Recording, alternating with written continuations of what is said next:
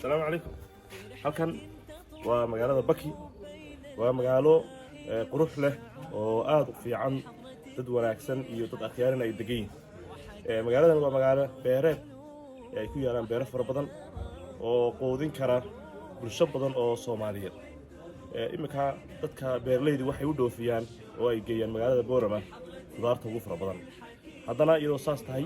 magaalada Baki waxay u baahan tahay oo la oran karaa maba leh jid fiican buuro dhaadheer iyo dooxyo qawiya ayaa laga soo baxaya oo la soo maray marka waxa loo baahan yahay dadkeega u dhashay dad kale Soomaaliyeed dawlad iyo shacab in magaaladaasi dhul beereedka loo baahan yahay intaynu wadamo kale khudaar ka kaysan